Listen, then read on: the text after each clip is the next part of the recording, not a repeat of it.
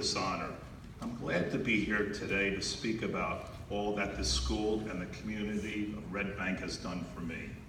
I graduated from Red Bank in 1969 and have spent most of my lifetime in this area. I can't remember a time in my life that I didn't like volunteering. I first started volunteering at Monmouth Medical Center when I was 12. We were supposed to be 14, but I was tall, and they never asked me for any age identification. Upon completing my formal education at Lycoming College in 1973, I went to work for Lipton Tea Corporation in their Good Humor Ice Cream division. During the summer, I was a Good Humor ice cream man, and I wanted to give more ice cream away than selling it. And it really felt good for me. In the corporate world, when I graduated from college, Good Humor hired me in management, and I decided the corporate world was not for me. I believe in hard work and doing what you love and giving back as much as you can.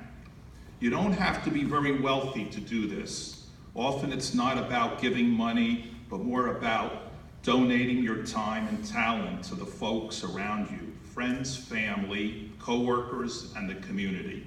It's also about uniting people for a common cause and figuring out how we can work together. I opened the bagel shop in 1979 with an old high school friend, and every day I still go in, grab a big bag of bagels, I bring it to my shoe store, and usually I'm giving them out to the mailman, UPS, FedEx, friends who stop by. In the early days of the bagel oven, we had always bagels left over. I would line a garbage can with a clean bag, put bagels in, and then one night I get a call from the Red Bank police that my bagels were scattered out on the road. By then it was good. We had a few children, so we played a game, pick up the bagels on Monmouth Street while I blocked the street. After that, we couldn't provide bagels. I offered coffee for people in the store who couldn't afford it. And then there was a few people that were taking coffee without asking, and the police, I asked the policeman to please let the individual, please ask me for the coffee. And he said one time, there was a stolen car, and in the car was my bagel oven coffee cup. So he said, you're lucky, go figure. I can no longer put the bagels out for people to help themselves, but I relate every day my bagel stories to my wife and family. Number one, there's always something new to try and someone new to try them with. Bagels are best when shared with a cup of coffee and a good friend. Number two, sometimes it takes a lot of chewing, like chewing over a problem.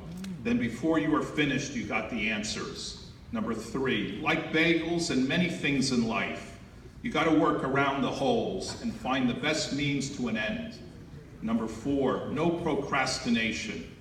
You got to tackle problems head on and go for it, or like a bagel, the efforts will go stale.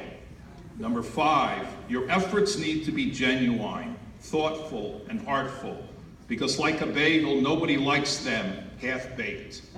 Number five, bagels are great with seeds, poppy seeds, or sesame seeds. With community projects, you start with a seed, plant the idea in others, and help it grow. Number seven, man cannot live on bagels alone, just like people can't accomplish much alone. Team effort is the best. My wife and I have always tried to instill these virtues in our children and are very proud of the fact they actually listen to us. Our son Sean served in Iraq, and my daughter Melanie works for Women's Law Center and helping women's rights, gay rights, women's rights for women and equal pay. Our youngest daughter Dee, an amazing teacher, she's a STEM teacher in Tenafly for science, technology, engineering, and math. She didn't get that from me, but she did learn at a very young age how important it is to help change the world, and what a better way to do it than to be a teacher. In recent years, I planted the seed for a joint effort between Monmouth Reformed Temple and St. Anthony Church. We started the Shine a Light program, and we distributed lights and helmets to the community on the west side, primarily the Hispanic community, which are riding bikes at night, and I think we're saving lives. Again, not just me, I only plant the seed. So long as you're able to be active in the community, work hard for your causes that you have a passion for. Share the passion with others. As much as I have given to Red Bank, it is given back to me tenfold in lifelong friendships and human connections that make life for a regular Joe like me rewarding. In closing, I'd like to thank you again, thank my family for their love and support they have given me over the years. Looking back, I wish I could be in two places at the same time. My wife often reminds me how important it is to set priorities: family, friends, the community, and of course, always make her tea at night and let the dog out.